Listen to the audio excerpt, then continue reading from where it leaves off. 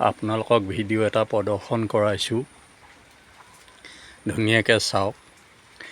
ভিডিঅ'টো কিন্তু ডুপ্লিকেট নহয়, অৰিজিনেল।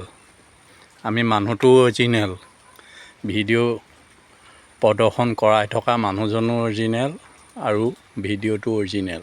এই ভিডিঅ'টো তত্ত্ব আছে, মহিমা আছে, সেই হেতুকে আমি আপোনালোকৰ লগত এই ভিডিঅ'টো শ্বেয়াৰ কৰিছোঁ। চাওক, এয়া দেখা পাইছে, এয়া আসনি পাণ। আচ্ছা, এই আসনি পাণ আপোনালোকে দেখিছে, বহুত ওপৰত তামোল গছত দেখা পাইছে, অন্য গছৰ ওপৰত দেখা পাইছে, ঢুকি নোপোৱা জেগাত। কিন্তু আমি কৰিছোঁ, এয়া আমি মাটিৰ পৰা ঢুকি পোৱাকৈ কৰিছোঁ আৰু ইয়াক আমি বিক্ৰী কৰি বহু টকা উপাৰ্জন কৰিছোঁ। আৰু আপোনালোকৰ অকণমান জেগা আছে যদি পৰি থকা জেগা, তেতিয়াহ'লে এই খেতি কৰিবলৈ লওকচোন, বহুত টকা আপোনালোকে আয় কৰিব পাৰিব। ইয়াত গুটি লাগিব নালাগে, পাতেই পইচা। সেই হেতুকে আমি বাছনি কৰি ল'লোঁ, এই খেতিটোৱে কৰোঁ। আৰু এই খেতিটো অতি সহজে কৰিব পাৰি। কিয় কৰিব পাৰি জানেনে? ইয়াক ইমান খাটনি কৰিব নালাগে।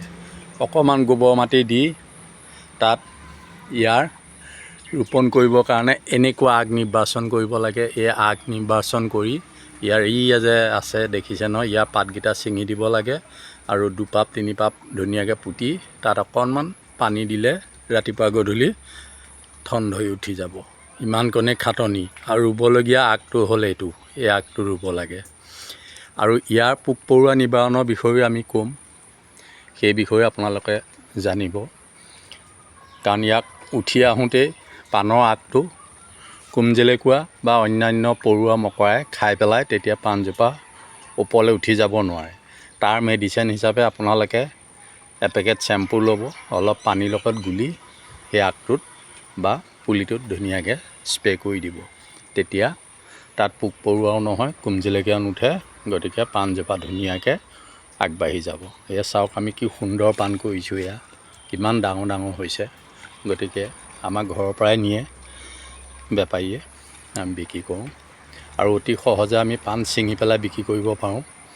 এইটো এটা সহজ পদ্ধতি। গছ নহয়, আমি এয়া বাঁহত দিছোঁ, এয়া বাঁহতে দিছোঁ, এই বাঁহত হৈছে। গতিকে গছ নালাগে, বাঁহ পুতি দিলে হ'ল। আৰু বাঁহ পুতি দিলে ইয়াৰ লতাডাল পহিলা অৱস্থাত বগাবলৈ হ'লে সুবিধা কৰি আমি দিব লাগিব। এই হয়তো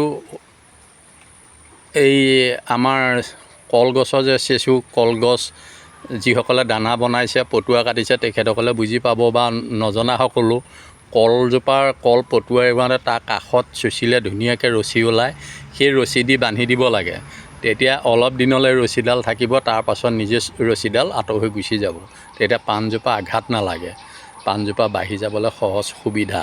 কিন্তু অন্য ৰছী দি বান্ধিলে ৰছীডাল আটকাই যাব, তেতিয়া পাণৰ পুলিটোৱে কষ্ট পাব। সেইটোকে পাণৰ কলৰ চোচনি ল'ব লাগে, লৈ পাণৰ আগটো বান্ধি নিব লাগে। তেতিয়া অলপ দূৰ যোৱাৰ পিছত বাঁহত শিপাই ধৰি ল'ব। গতিকে চাওক আপোনালোকে কিমান সহজে আমি কৰিছোঁ। আৰু এয়া যদি পৰি থকা মাটিকণত আমি এনেকৈ খেতি কৰোঁ, তেতিয়াহ'লে আমি কিমান টকা উপাৰ্জন কৰিব পাৰোঁ। গুটি লাগিবই নালাগে, অন্য খেতিত গুটি লাগিব লাগে, কিন্তু পাণত পাতেই পইচা। সেইকাৰণে আমি ইয়াক নিৰ্বাচন কৰি লৈ খেতি কৰিছোঁ আৰু আমি বিক্ৰী কৰি আছোঁ বৰ্তমান। সেইটোকে আমি ভাবিলোঁ এই ভিডিঅ'টো যদি আপোনালোকৰ লগত প্ৰদৰ্শন কৰাওঁ, আপোনালোকৰ লগত শ্বেয়াৰ কৰোঁ, তেতিয়াহ'লে কৃষক বন্ধুসকলে এনেকৈ খেতি কৰি অৰ্থ উপাৰ্জন কৰিব পাৰিব। অকল ভিডিঅ'টো চালেইতো নহ'ব, ভিডিঅ'টোৰ পৰা কিবা এটা পাব লাগিব। সেইটোকে আমি মানস কৰিলোঁ, আমাৰ ভিডিঅ'টো চাই যাতে যিজনে চায় সেইজনৰ লাভ হয়, সময়কণো অনিষ্ট নহয়, আৰু ভিডিঅ'টোৰ পৰা কিবা এটা শিকিবলগীয়া থাকে। সেইটোকে আমি আপোনালোকক ধুনীয়াকৈ দেখুৱালোঁ। আৰু কিবা জানিবলগীয়া থাকিলে আমাৰ লগত কণ্টেক্ট কৰিলে আমি সকলো কথা বিতংকৈ ক'ম বহলভাৱে, বা ওচৰ পাজৰে থাকিলে আমাৰ ওচৰলৈ আহিলেও আমি ইয়াক ধুনীয়াকৈ আপোনালোকক পৰামৰ্শ দি আপোনালোকৰ বাৰীটো এখন পাণৰ বাগান সৰুকৈ হ'লেও বনাই দিম, আৰু বনাই দিছোঁ। গতিকে আপোনালোকে চাওক, আৰু সেইমতে যদি আপোনালোকে আগ্ৰহী, তেতিয়াহ'লে আমাৰ লগত যোগাযোগ কৰক। আৰু আশে পাশে থকা পাণ খেতি কৰা মানুহ বা পাণ গছ থকা মানুহক আমি দেখাইছোঁ, এনেকুৱা আগ সংগ্ৰহ কৰক। এনেকুৱা আগ সংগ্ৰহ কৰি 2-3 জোপা পাণ পহিলা কৰি ল'লে পাছত ইয়াৰ পৰা আগ কাটি কাটি আপোনালোকে 100-200 জোপা পাণ কৰি ল'ব পাৰিব নিজৰ বাৰীতে। গতিকে ইয়াত অতি সহজে হয় আৰু নজনাসকলে কৰক, আগবাঢ়ি আহক।